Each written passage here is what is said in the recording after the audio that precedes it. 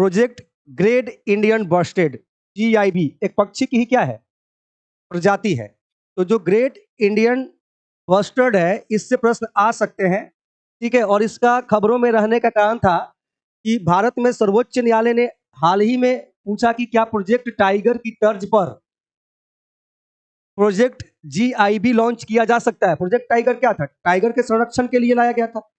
तो क्या उसी प्रकार से क्या project Gibb, GIB, project Gibb का मतलब प्रोजेक्ट ग्रेट इंडियन बस्टेड, लाया जा सकता है ठीक वैसे ही जैसे आपका प्रोजेक्ट टाइगर था। तो इसका मतलब है कि कहीं ना कहीं ये जो GIB है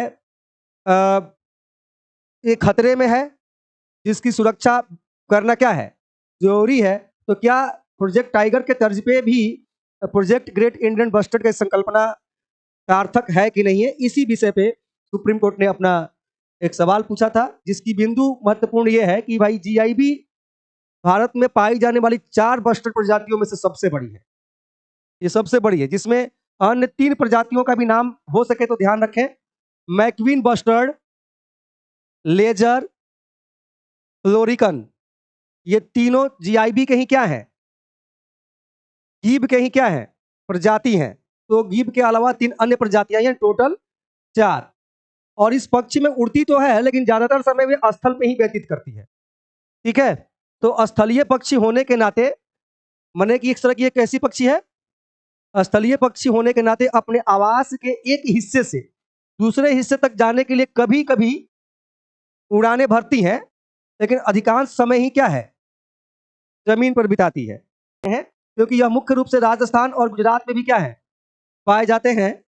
और उड़ान के साथ सबसे भारी पक्षियों में GIB घास के मैदानों को अपने आवास के रूप में क्या करता है, पसंद करता है। तो इस सब लाइन आपको पढ़ते समय क्या रखना है, ध्यान रखना है। स्थलीय पक्षी अपना अधिकांश समय जमीन पर व्यतीत करते हैं, कीड़े, छिपकलियों, घास के बीज आदि को खाते हैं। GIB को चारागाह की प्रमुख पक्षी प्रजाति माना जाता है, और इसलिए चारागाह पारिस्थितिकी तंत्र के स्वास्थ्य के ये बैरोमीटर है, तो ध्यान रखेंगे। ये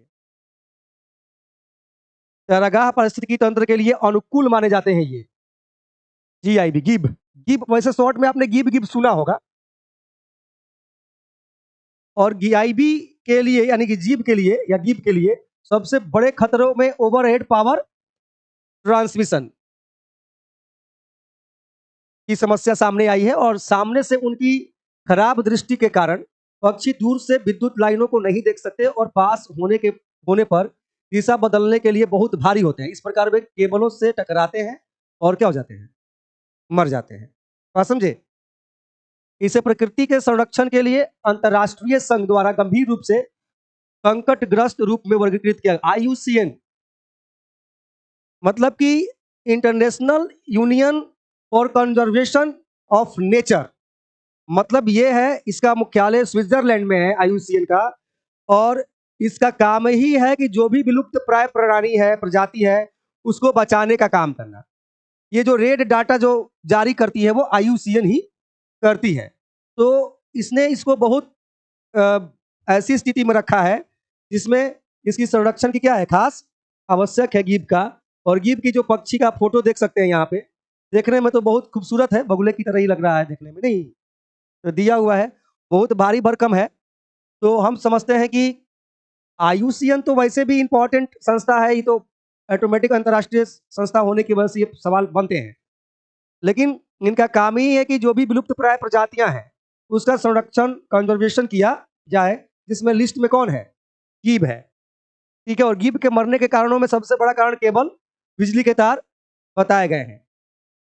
ग्रेट इंडियन बस्टर्ड संरक्षण के प्रयास में और क्या बातें हैं, तो सुप्रीम कोर्ट ने 2021 में आदेश दिया था कि राजस्थान, गुजरात में कोर और संभावित गिब आवासों में सभी ओवरहेड बिजली पारेषण लाइनों को भूमिगत किया जाना चाहिए, ताकि ये बिजली के तारों से टकराए नहीं और इनकी मरने की संख्या को क्या किया जा सके, कम किया जा सके। सरकार ने गीब के संरक्षण और प्रजनन के लिए प्रतिपूरक वनीकरण कोष प्रबंधन और योजना प्राधिकरण CMPA से 5 साल के लिए पर्यावरण सुधार और ग्रेट इंडियन बस्टर्ड का संरक्षण, प्रजनन, एक एकीकृत दृष्टिकोण नामक इत्यादि परियोजनाओं को क्या किया है, शुरू किया है, जिसमें मैनेजमेंट का काम CAMPA जैसी योजना अथॉरिटी करेगी।